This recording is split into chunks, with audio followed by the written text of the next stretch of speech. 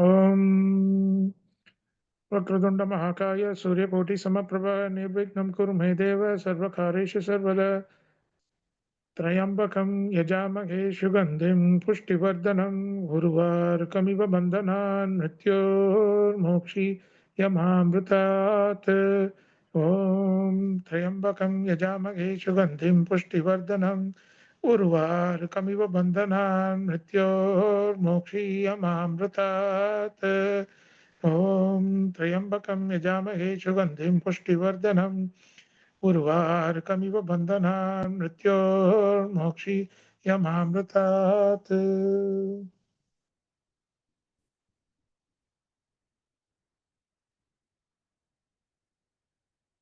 இப்போ நம்ம வந்து பலஸ்ருதி அல்லது நூற்பயன் அந்த இடத்துல இருக்கும். ரெண்டு பேராகிராஃப் வந்து இந்த நூற்பயனை பத்தி சொல்லியிருக்க. முதல் பத்தி வந்து நம்ம போன வாரம் பார்த்துட்டோம். அதாவது அம்பாளுடைய தாமரை போன்ற 2 கரங்களில் அவ வந்து சுத்தமான ஸ்பட்டிக மாலைகள், மணிகள், அதனால ஆன ஜபமாலையை வச்சுருக்கா. இன்னொரு கையில அறிவின் சாரமான புஸ்தகத்தை வச்சுருக்கா.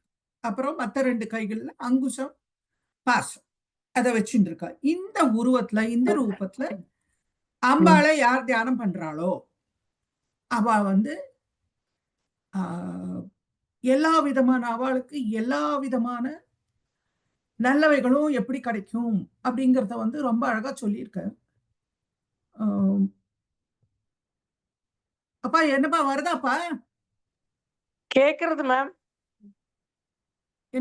என்னோட இதே மறைஞ்சு போச்சு. இது என்ன பண்றதுன்னு எனக்கு தெரியலமா. உண்ணாமலைன்னு வருது. நான் ஜாயின் பண்ணதுனால வந்திருக்கும். அப்படியா? என்னோட முகமே தெரியலையேப்பா. நல்லா தெரியுது மேம். எனக்கு தெரியலையே. சரி, உங்களுக்கு தெரிஞ்சா சரி. மறுபடியும் முதல்ல இருந்து ஆரம்பிச்சுக்கிறேன். இந்த வாரம் நம்ம வந்து நூற்பயன் அல்லது பலஸ்ருதி அப்படிங்கிறத பார்க்க போறோம். இது 2 பத்தி எழுதியிருக்கார். போன வாரம் ஒன்ன பார்த்துட்டோம் நம்ம. அதாவது என்ன சொல்றாருன்னா, அம்பாள ஒரு ஸ்வரூபம் அல்லது ரூபத்துல பார்க்கும் பொழுது நமக்கு என்னென்ன கிடைக்குங்கிறத சொல்லியிருக்கார். அதாவது தாமரை போன்ற அவளுடைய 2 கரங்களிலும் ஸ்படிக மணிகளாலான மாலை ஒரு கையில வச்சுருக்கா. அந்த 51 அக்ஷரங்களுக்கு உண்டான மணிமாலை அது. இன்னொரு கையில அறிவின் சாரமான புஸ்தகத்தை வச்சுருக்கா. அப்புறம் மொத்த 2 கைகள்ல அங்குஷம், பாசம் இதை வச்சுருக்கா அம்பாள். இந்த உருவத்துல யார் அவளை தியானம் பண்றாளோ மனசுல அவளுக்கு என்ன கிடைக்கும்னா உரைநடையும் கவிதையும் உடனே வந்து அப்படியே வாயிலேருந்து கொட்ட ஆரம்பிச்சிடும். இவருக்கு வந்திருக்கு இல்லையா, அது மாதிரி காளிதாசருக்கு வந்த மாதிரி. அடுத்தது வந்து அவளுடைய இந்த திருமேனியை யாரு தியானம் பண்றாளோ அவளுக்கு வந்து இந்த உலகமே வரிசைப்படும். ஆண்களும் பெண்களும் அவ பின்னாடியே போவா அப்படின்னு சொல்லியிருக்க. அப்புறம் உன்னை யார் தானம் பண்றாளோ அவளுக்கு மகாலட்சுமியோட கருணையும் கிடைக்கும் அப்படின்னு. அதாவது லக்ஷ்மியும் சரஸ்வதியும் இந்த மாதிரி பக்தர்களுக்கு எல்லா விதமான நன்மைகளும் செய்வார்கள் அப்படிங்கிறத சொல்லிட்டார். இந்த மணிகளால ஜபமால உங்களுக்கு தெரியும் 51 அக்ஷரங்களை குறிக்கிறது. அதை வந்து நம்ம வந்து வச்சுட்டு அம்பாளுடைய நாமத்தை ஜபம் பண்ணலாம். அந்த கடைசி மணி வந்தோடனே திருப்பி அதை தாண்டி போகக்கூடாது, மறுபடியும் இந்த பக்கமா போகணும், ஆன்டி கிளாக் வைஸ் போகணும். அதுதான் அதனுடைய ஜபம் பண்ற வந்து ஒரு விதம். இந்த பாசம் அங்குஷம் எதுக்கு வச்சுருக்கோம்னு உங்களுக்கு தெரியும். அங்குஷம் வந்து மதத்தை அடக்கிறதுக்கு, நம்மளுடைய ஆணவம் என்கிற மதத்தை அடக்கிறதுக்கு அம்பாளுடைய அங்குஷத்தை தியானம் பண்ணோம்னாக்க நமக்குள்ள இருக்கிற இந்த ஆணவம், அகங்காரம், இந்த அடங்காப்படாரி தன்மைகள் இதெல்லாம் நீங்கும். பாசம் இந்த உலகத்துக்கு நம்ம கட்டி வச்சிருக்கு. இந்த பாசம் இல்லையா, இந்த உலகத்தோட நம்ம கட்டி வச்சிருக்கு. அந்த கயிற்ற பாச கயிற்ற அம்பாள் கையில வச்சுருக்கா. அவ நம்மளை வந்து இழுத்துக்கணும். அப்போ அவகிட்ட நம்ம பக்கத்துல போக போக ஆரம்பிச்சோம்னா அம்பாள் நம்மளை இழுத்துடும். அப்புறம் அவகிட்ட நம்ம போய் சேர்ந்தோம். இந்த உலகத்து ஆசைகள்ல இருந்து பந்தங்கள்ல இருந்து விடுபட்டு அம்பாளுடைய சரணார விந்தங்களை போய் சேர்ந்துடலாம். இதை வந்து சொல்றாரு. இதுல புஸ்தகம் அப்படின்னு ஒண்ணு சொல்லியிருக்காரு. அறிவின் சாரமான புஸ்தகம் அப்படின்னு சொல்லியிருக்காரு. புஸ்தகம் படிக்கிறதுனால என்ன பிரயோஜனம்? நிறைய பேர் என்கிட்ட கேட்கிறா. நிறைய பேர் கேட்கிறா.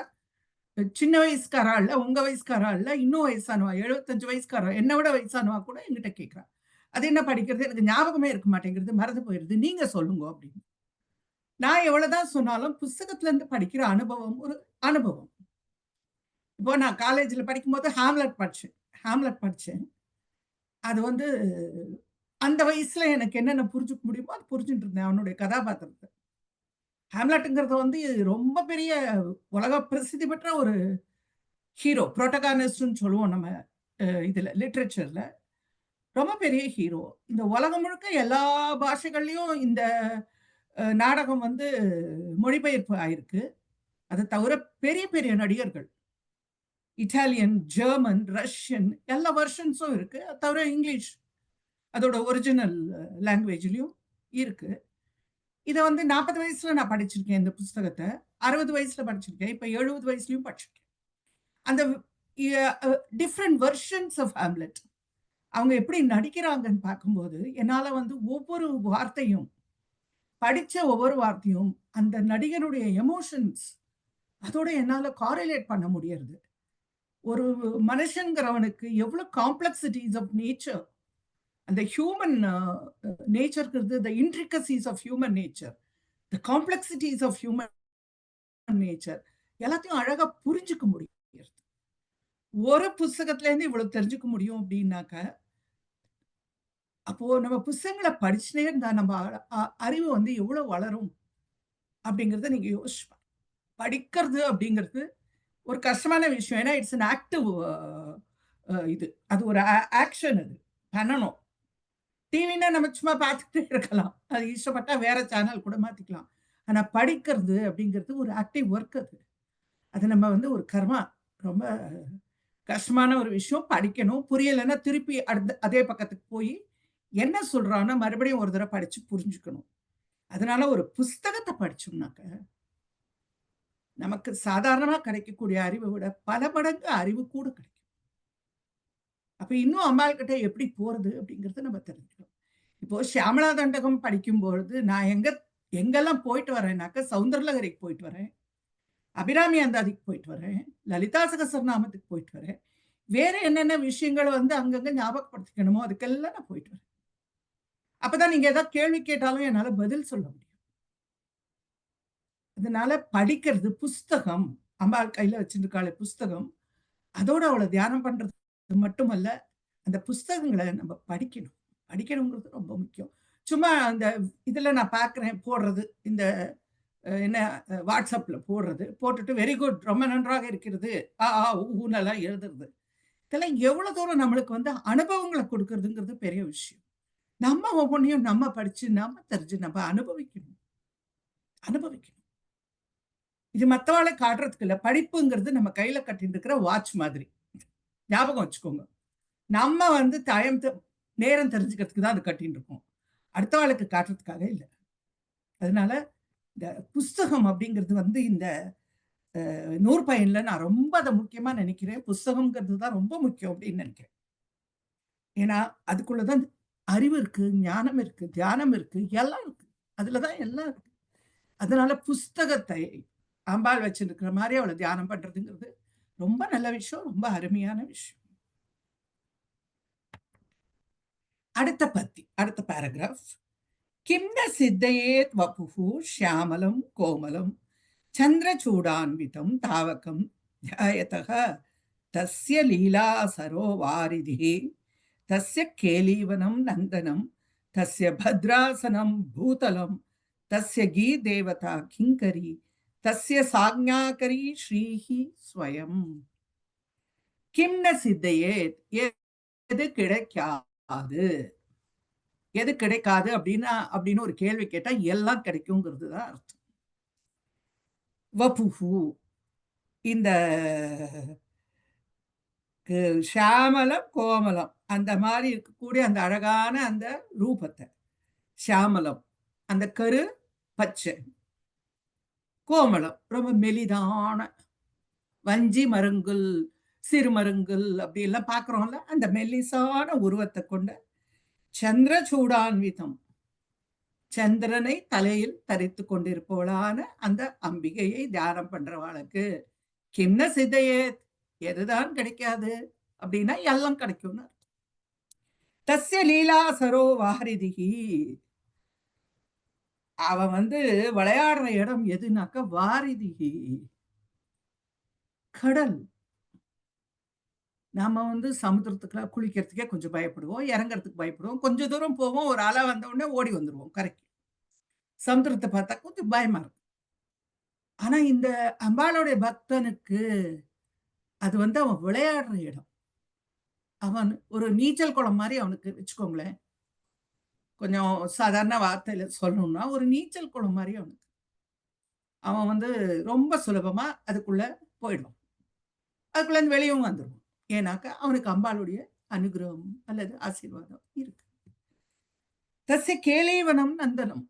அவன் விளையாடக்கூடிய விளையாட்டு அரங்கம், நந்தனம், தோட்டம் எதுன்னு சொன்னாக்க, விண்ணுலகம். விண்ணுலகத்து தோட்டத்துல போய் அவன் விளையாடலாம். அவனுக்கு விளையாடணும்னு ஆசை இருந்தா எங்க விளையாடுவான்னாக்க, தேவலோகத்துல இருக்கக்கூடிய பூந்தோட்டத்துல போய் விளையாடுவான்.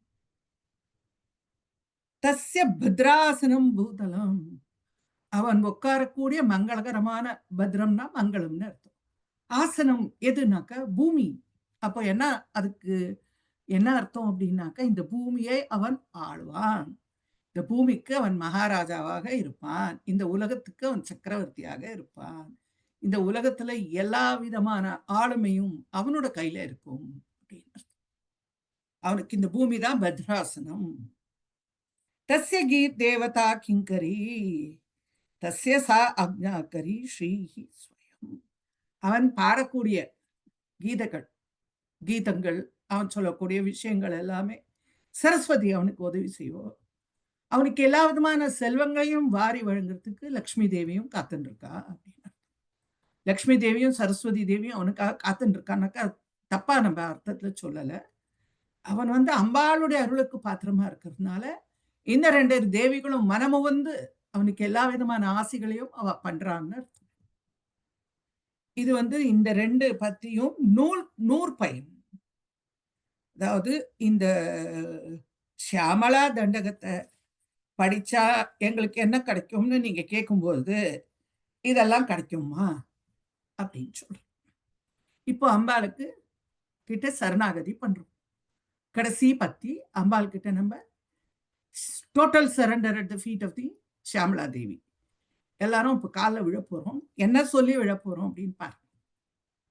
சர்வ தீர்த்தாத்மிகே, சர்வ மந்திராத்மிகே, सर्वतंत्रात्मिके, सर्वयंत्रात्मिके, सर्वपीठात्मिके, सर्वतत्वात्मिके, सर्वशक्त्यात्मिके, सर्वविद्यात्मिके, सर्वयोगात्मिके, सर्वनादात्मिके, सर्वशब्दात्मिके, सर्ववर्णात्मिके, सर्वविश्वात्मिके, सर्वगे, हे जगन्मातृके, पाहि मां, पाहि मां, पाहि मां.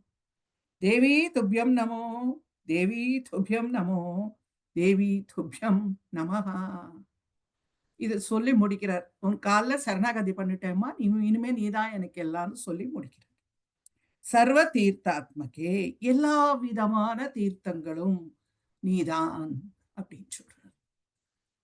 எல்லா விதமான புண்ணிய நதிகளும் நம்மளுக்கு 7 புண்ணிய நதிகள் தினம் குளிக்கும் போது சொல்லுவோம். உங்களுக்கு தெரியும்னு நினைக்கிறேன். தெரியலைன்னா எழுதிக்கோங்க.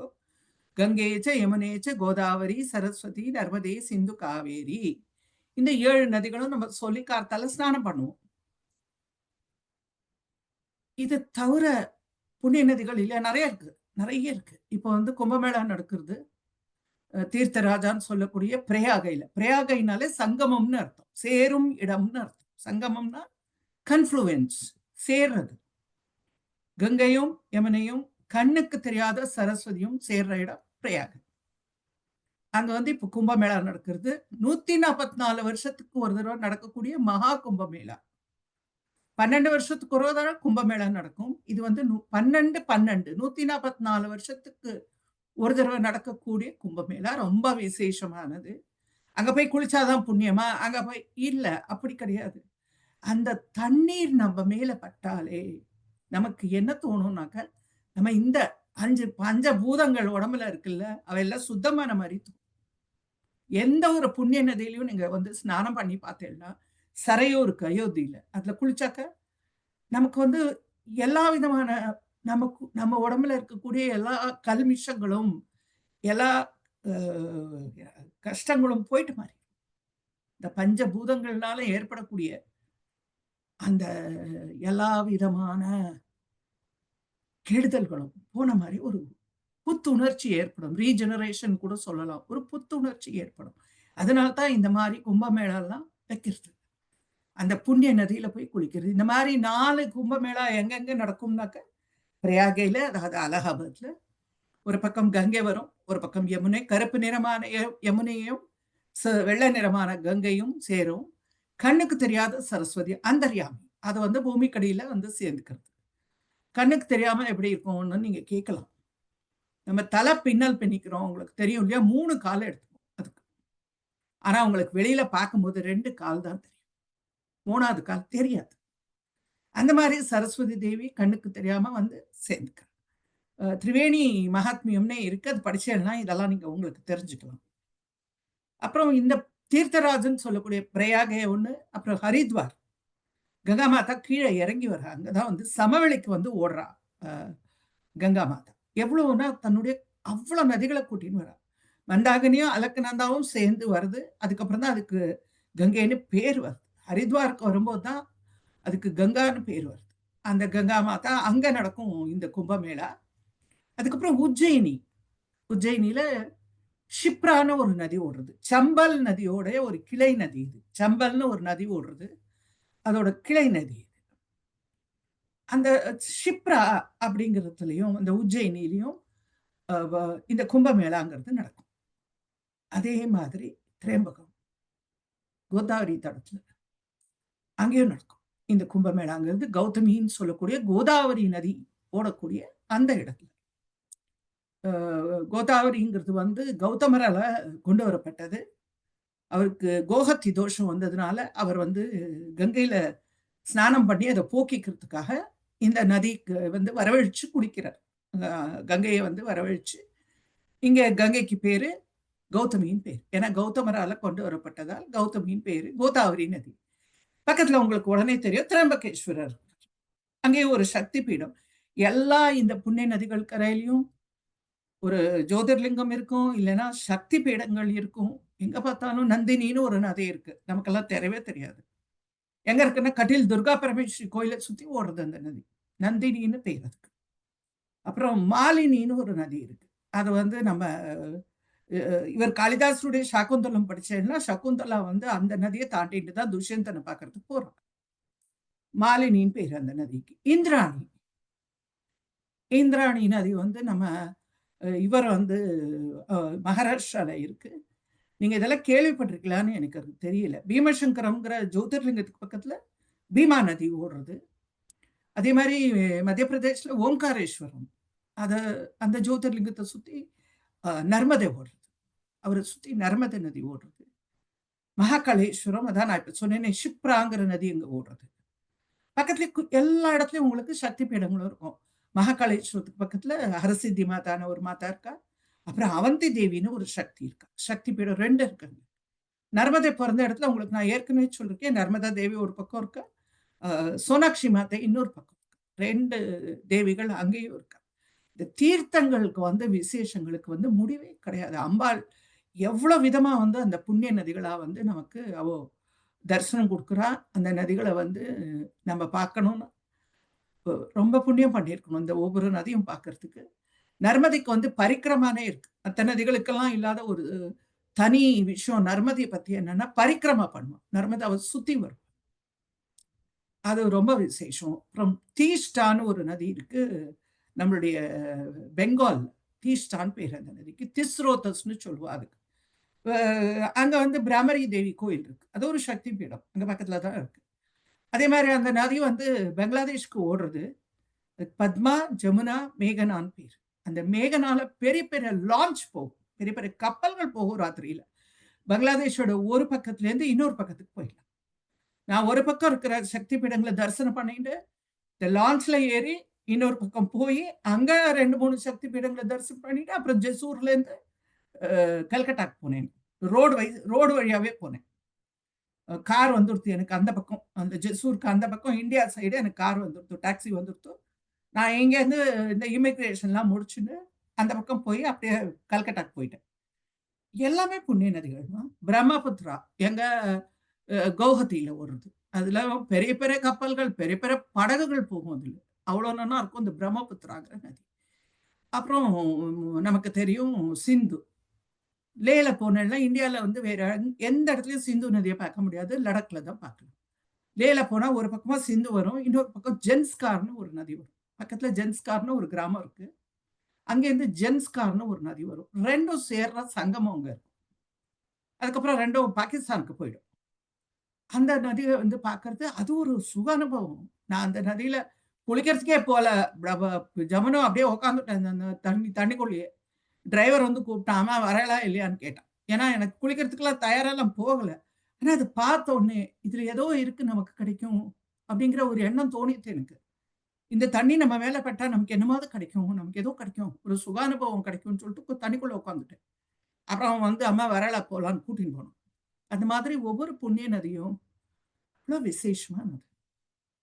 நமக்கு இங்க நம்மளுடைய இதுல துக்காராம் மகாராஜாவோட அந்த அபங்கத்துல அந்த இந்திராணி நதியில தான் அவர் போடுறார். அவ வந்து தூக்கி எறிய சொன்ன உடனே அந்த நதியில தான் போடுறார். திரும்பி வந்து விடுறது எல்லா அபங்கங்களும் அவரோட ஓலைச்சுவடிகள்லாம் அப்படி திரும்பி வந்து விடுது. நம்ம எப்படி வைகையில வந்து திருஞான சம்பந்தர் வந்து ஏடு விடுறாரு, அது திரும்பி வர மாதிரி அங்க இந்திராணி நதியில வந்து விடுறது.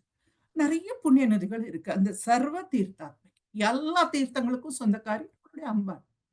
அவகிட்ட இருந்தா இந்த தீர்த்தங்கள் எல்லாம் உண்டாகுது, உருவாகுது. சர்வ மந்திராத்மிகே மந்திர தந்திரீஸ்வரின்னு சொல்றாருல, இவரே ஒரு இடத்துல சொல்லியிருக்காரு, மந்திர தந்திரீஸ்வரின்னு. அவளுடைய வீணை வாசிக்கும் போதே மந்திர ஒலி கேட்குமா. அப்படி எல்லா மந்திரங்களா இருக்கு. சர்வ மந்திரங்களுக்கும் அம்பாள் தான். அதுல முக்கியமான மந்திரம் அவளுடைய ஸ்ரீவித்யை. அது வந்து எல்லாத்துக்கும் அவதான் சொந்தக்காரி. எல்லா மந்திரங்களும் அவளுக்குள்ள அடங்கி இருக்கு. எல்லா அக்ஷரங்களும் அவதான். அவளுடைய உடம்பே எல்லா அக்ஷரங்களாவும் இருக்கு. 51 அக்ஷர பீடங்களுக்கும் அவதான் சொந்தக்காரி. அதை தவிர அவள அந்த அக்ஷரங்களால உருவாக்கப்பட்ட மந்திரங்கள், வார்த்தைகள், அந்த வார்த்தைகளால உருவான மந்திரங்கள் எல்லாமே அம்பாள் தான். அந்த அக்ஷரங்களே அவள்னாக்கா அப்புறம் எல்லாமே அவதானே. சர்வ மந்திராத்மிகேன்னு சொல்லிட்டார். சர்வ தந்திராத்மிகே தந்திரங்கள் எப்படி அம்பாள அடையணும் அப்படிங்கிறத வழிமுறைகள் இருக்கு இல்லையா, அது தந்திரங்கள். நம்ம கையால காட்டக்கூடிய சில விஷயங்கள்லாம், நம்ம எப்படி பூஜை பண்றோம், அந்த பூஜா முறைகள், அதெல்லாம் தந்திரங்கள். வாமகேஸ்வர தந்திரம், உமா மகேஸ்வர தந்திரம், இப்படி எல்லாம் நிறைய, குப்ஜிகா தந்திரம், காளிகா தந்திரம், இந்த மாதிரி நிறைய தந்திரங்கள்லாம் இருக்கு. அம்பாள் பேர்லயே நிறைய தந்திரம். சர்வ யந்திராத்மிக்கு எல்லா எந்திரங்களும் நமக்கு தெரியுமோ தெரியாதோ, ஸ்ரீ சக்கரம் தீர்த்தராஜான்னு சொல்ற மாதிரி சக்கர ராஜா. அந்த ஸ்ரீ சக்கரம்ங்கிறது சக்கரங்களுக்கெல்லாம் ராஜா. தீர்த்தங்களுக்கு ராஜா எப்படி அலகாபாத நம்ம தீர்த்தராஜான்னு சொல்றோமோ, அது மாதிரி சக்கர ராஜா. சக்கரங்களுக்கெல்லாம் அதிபதி, சக்கரங்களுக்கெல்லாம் முன்னோடி, சக்கரங்களுக்கெல்லாம் ரொம்ப மேலான சக்கரம் எதுனா அம்பாளுடைய ஸ்ரீ சக்கரம். அதனால தந்திரம், யந்திரம், மந்திரம் எல்லாம் தான். சர்வ பீடாத்மிக்கே எல்லா பீடங்களும் 4 பீடங்கள் வந்து ஆச்சாரியரே ஸ்தாபிச்சிருக்காருன்னு சொல்றோம். 4 பீடங்களுக்கு மேலேயும் பீடங்கள் சொல்றோம்.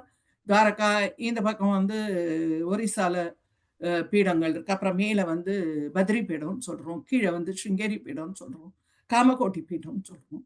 எல்லா பீடங்களுக்கும் அம்பாள் தான் சொந்தக்காரி. அது தவிர இந்த 51 சக்தி பீடங்கள் இருக்கு இல்லையா, அதுக்கும் அவள் தான் சொந்தக்காரி.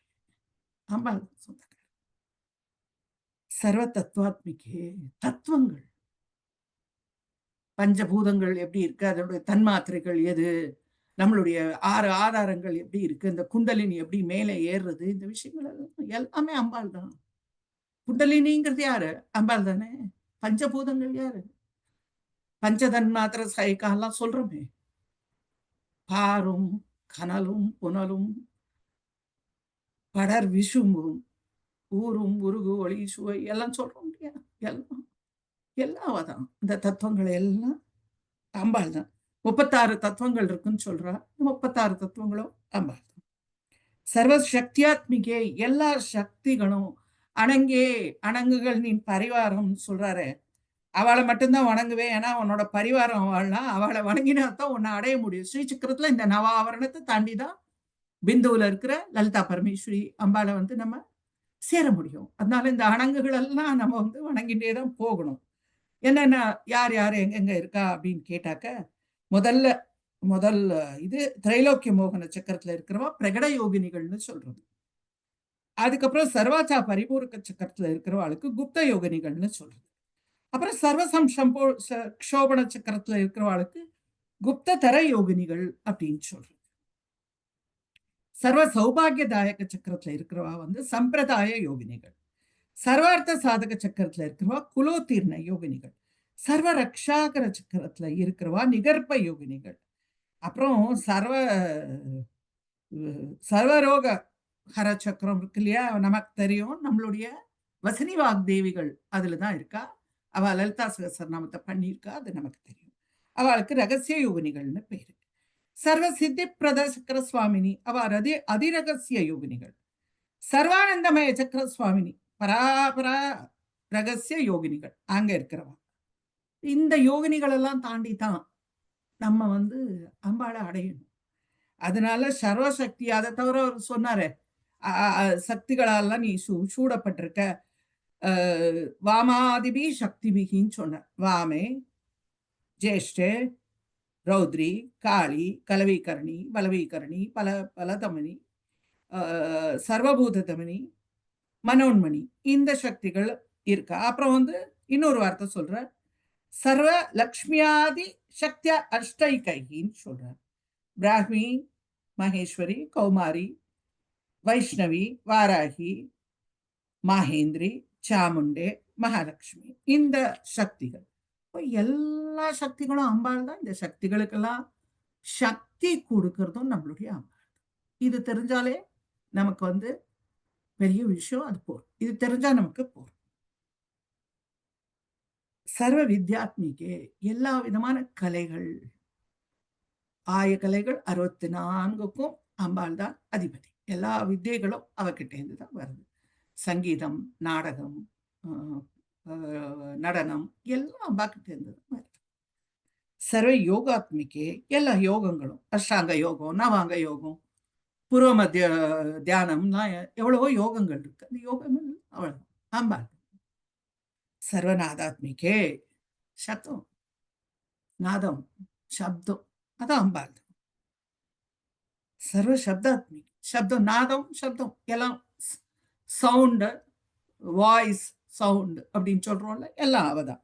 சர்வ வர்ணாத்மிக்கு, எல்லா விதமான வர்ணங்களும் வண்ணங்கள், அதுவும் அம்பாள் தான். அதே மாதிரி வர்ணம்னாக்க அக்ஷரங்கள், 51 அக்ஷரங்கள், ஆ முதல் ஷம் வரை, அந்த அக்ஷரங்களும் அம்பாள் தான். அக்ஷரமாலையில அதனால்தான் 51 மணிகள் இருக்கு. சர்வ விஸ்வாத்மிகே, இந்த விஸ்வம் அகிலம் முழுக்க நீதான். பாருங்க, பஞ்ச பூதங்களையும் இங்க கொண்டு வந்திருக்காரு பாருங்க. தீர்த்தம் கொண்டு வந்துட்டார், நீர், வித்யா, இது நாதம், சப்தம், சப்தத்தை கொண்டு வந்துட்டார். அது வந்து விசுத்தி, விசுத்திங்கிற அந்த ஆகாயத்தினுடையது சப்தம். அதுக்கு அடுத்தது காற்று. இந்த யோகம் எல்லாம் பண்றா இல்லையா, அவ காற்று மட்டும்தான் அவளுக்குள்ள போகும். சாப்பாடுலாம் சாப்பிட மாட்டார், காற்று. அதனால காற்றை கொண்டு வந்துட்டார் பாருங்க. முதல்ல சப்தம் கொண்டு வந்துட்டார், அப்புறம் காத்துக்கு 2 தன்மாத்திரைகள், சப்தம், ஸ்பர்சம், ரெண்டும் காத்துக்கு இருக்கு. அதுக்கப்புறம் வர்ணாத்மிக்கு, வர்ணம், வண்ணம் எதுக்கு இருக்குன்னா அக்னிக்கு இருக்கு வண்ணம். சோ அங்க வந்து சப்தம், ஸ்பர்சம், வர்ணம் 3 இருக்கு. அப்புறம் சர்வ தீர்த்தாத்மிக்கு, தண்ணீர், நீர், 4 தன்மாத்திரைகள் அதுக்கு. சப்தம், ஸ்பர்சம், வர்ணம், ருஷி, 4 தன்மாத்திரைகள் உண்டு தண்ணீருக்கு, தீர்த்தத்துக்கு. அடுத்தது விஸ்வாத்மிக்கே, இந்த உலகம், இந்த பூமி, என்னென்ன அதுக்கு தன்மாத்திரைகள் அப்படின்னாக்க சப்தம் இருக்கு, ஸ்பர்சம் இருக்கு, வர்ணம் இருக்கு, ரசம் இருக்கு, கந்தம் இருக்கு, வாசனை, அது இருக்கு. பஞ்ச தன்மாத்திரைகளையும் அந்த பஞ்சபூதங்களையும் கொண்டு வந்திருக்கார் பாருங்க. எவ்வளவு அழகா சொல்லியிருக்காரு. அம்பாள் தான், நீதான் பஞ்சபூதங்கள், அதனுடைய தன்மாத்திரைகளும் நீதான் சொல்லிட்டு எவ்வளவு அழகா காமிச்சிட்டாரு. வேதாந்தம் சித்தாந்தத்துக்கெல்லாம் நம்ம வெளியில போக வேண்டாம், இதோ இங்கே இருக்கு, எல்லாமே இங்கே. सर्वतीर्थात्मिके सर्वमन्त्रात्मिके सर्वतन्त्रात्मिके सर्वयन्त्रात्मिके सर्वपीठात्मिके सर्वतत्त्वात्मिके सर्वशक्त्यात्मिके सर्वविद्यात्मिके सर्वयोगात्मिके सर्वनादात्मिके सर्वशब्दात्मिके सर्ववर्णात्मिके सर्वविश्वात्मिके சர்வகே எல்லாம் நீதான். இனிமே எனக்கு வார்த்தைகள் எல்லாம் சொல்றதுக்குமா எல்லாம் நீதான். சர்வகே எல்லாத்துக்கும் சொந்தமானவள், அனைத்தும் நீதான். இந்த உலக வடிவானவளே தாயே, எங்கும் நிறைந்தவளே தாயே, ஹே ஜெகன்நாத்ரிகே, இந்த ஜெகத்துக்கு தாயே. ஜெகதேக மாதான்னு முதல்ல சொன்னார் இல்லையா, அதையே சொல்லி இங்க முடிக்கிறார் பாருங்க. முதல்ல சொன்னதை இங்கேயும் சொல்லி முடிக்கிறார். ஹே ஜெகன்நாத்ரிகே, இந்த உலகத்துக்கெல்லாம் தாயான தாயே, தாயானவளே, பாகிமாம் பாகிமாம் பாகிமாம், தாயே நீதான் துணை, நீதான் துணை, நீதான் துணை, என்னை ரக்ஷி, என்னை ரக்ஷி, என்னை ரக்ஷி. தேவி துப்யம் நமோ, தேவி துப்யம் நமோ, தேவி துப்யம் நமஹா. हे जगन्नाथर्के पाहिमा पाहिमा पाहिमा, देवी तुभ्यं नमो, देवी तुभ्यं नमो, देवी तुभ्यं नमः. ஒரு ஒன்றும் தெரியாத ஒருத்தர் ஆடு மாடு மேய்ச்சிட்டு இருந்தவர் எவ்வளவு அழகா ஒரு திவ்ய பிரபந்தத்தை, அம்பாளுடைய புகழை சொல்லக்கூடிய ஒரு திவ்ய பிரபந்தத்தை அழகா எழுதி முடிச்சு, உங்ககிட்ட சரணாகதி பண்றேன் தாயே அப்படின்னு சொல்லி பண்ணிட்டேன். இதோ சரணாகதி பண்ணிட்டேன். எவ்வளவு அழகா இருக்கு பாருங்க. இந்த சம்ஸ்கிருதத்தினுடைய உபயோகம், அந்த உபமா அப்படின்னு சொல்லி, நான் உபமா காளிதாசஸ்யான்னு, அந்த ஊமைகள், அவருடைய அந்த பாஷை சைலி, ஸ்டைல், அது இதெல்லாம் நம்ம கத்துக்கணும். நீங்க என்ன செய்யுங்கன்னாக்கா, இது திருப்பி திருப்பி படிங்க. திருப்பி திருப்பி படிக்கும் போது உங்களுக்கே அர்த்தம் புரியும். ஏதாவது அர்த்தம் புரியலைன்னா என்கிட்ட கேளுங்க, நான் மறுபடியும் சொல்றேன். திருப்பி திருப்பி படிங்க. படிச்சாதான் ஒரு நமக்கு தெரியாத பாஷையில இருக்கக்கூடிய ஒரு விஷயம் நமக்கு புரியும். அதுக்கப்புறம் இவரை நீங்க என்ன பண்ணலாம், காளிதாஸ் இவர் அபிராமி பட்டரோட எப்படி அவர் என்ன சொல்லியிருக்கார், இவர் என்ன சொல்லியிருக்கார், ஆச்சாரியார் என்ன சொல்லியிருக்கார், இவர் என்ன சொல்லியிருக்கார், நம்முடைய வசனி வாக்தேவிகள் என்ன சொல்லியிருக்கா, காளிதாசர் என்ன சொல்லியிருக்கார், அப்படிங்கிறதெல்லாம் நீங்க வந்து ஒரு பார்க்க முடியும், ஒரு ஒப்பீடு மாதிரி பண்ண முடியும். அப்போ அவர் இது சொல்லியிருக்கார், இவர் இது சொல்லியிருக்காருன்னா நம்ம வந்து யோசிக்கும் போது நம்முடைய அறிவு இன்னும் கொஞ்சம் வளரும். அதுக்குதான் புஸ்தகங்கள் நிறைய படிக்கிறது. இதை படிக்கும் போது நீங்க என்ன பண்ணணும், அபிராமி அந்தாதியும் படிக்கணும், லலிதா சஹஸ்ரநாமத்தையும் படிக்கணும். ஏதாவது புரியலையா, டீச்சர் இது எனக்கு தெரியல, இது கொஞ்சம் சொல்லிக் கொடுங்கன்னு கேளுங்க, நான் சொல்லித்தரேன். சௌந்தரலகரையும் படிக்கணும். எல்லாம் படிக்கும்போது உங்களுக்கு இதெல்லாம் புரிய ஆரம்பிச்சிடும். உங்களுக்கே புரியறது தான் நல்ல விஷயம். நான் சொல்லி கொடுத்து உங்களுக்கு புரியறதை விட உங்களுக்கே அதுவே புரியறது தான் அருமையான விஷயம், அழகான விஷயம். அது அப்படி நீங்க புரிஞ்சுனாதான் நான் ஒரு நல்ல ஆசிரியர்னு அர்த்தம். அதுக்கு நான் நல்ல குரு அப்படின்னு அதுக்கு அர்த்தம். அடுத்து நம்ம வந்து இதை பார்க்க ஆரம்பிப்போம். ஸ்ரீசக்கரம் அம்பாளுடைய பஞ்சதசாட்சரியை பார்ப்போம். அது கொஞ்சம் டைம் எடுத்துக்கும், நம்ம செய்வோம், அதையும் செய்வோம். கொஞ்சம் எனக்கு டைம் கொடுங்க, செய்வோம். இப்போ நீங்க எல்லாரும் இதை ரொம்ப அழகா கேட்டுன்னு இருக்கேன், ரொம்ப சந்தோஷம். உங்களுக்கு ஏதாவது கேள்விகள் இருந்தா கேள்வி. Ma'am thank you ma'am. எதுக்குடா, எதுக்கு Shyamala Dandakam. Thank you thank you so much. நீங்க இதோட விட்டுக்கூடாதுமா கண்ணா, நீங்க படிக்கணும், அதை திருப்பி திருப்பி படிக்கணும். கண்டிப்பா படிக்கிறோம் டீச்சர், நிச்சயமா. கேட்க ருச்சியா இருந்தது, ரொம்ப ருச்சியா இருந்தது கேட்கறதுக்கு. அப்படியே கண்ணா, சந்தோஷமா. நீங்க எல்லாத்தையுமே படிக்காட்ட கூட இந்த கடைசி 10 இப்ப படிச்சேன் பாருங்க. நான் தான் எவ்ரிடே இதை சொல்லப்பட அட்லீஸ்ட் இதையாவது டெய்லி நம்ம சொல்லணும் அப்படின்னு நினைச்சுட்டேன் டீச்சர். அதை பார்த்துட்டு மேம் அடுத்து என்ன, அடுத்து பஞ்சதசாட்சரி உங்களுக்கு இது சொல்றேன்னு சொல்லிருக்கேம்மா. அம்பாளுடைய வந்து இந்த திரிஷதி சொல்றேன், லலிதா திரிஷதி, லலிதா திரிஷதி. அப்புறம் கொஞ்சம் ரெடி ஆயிக்கிறேம்மா, ரெடி ஆயிட்டு சொல்றேன்.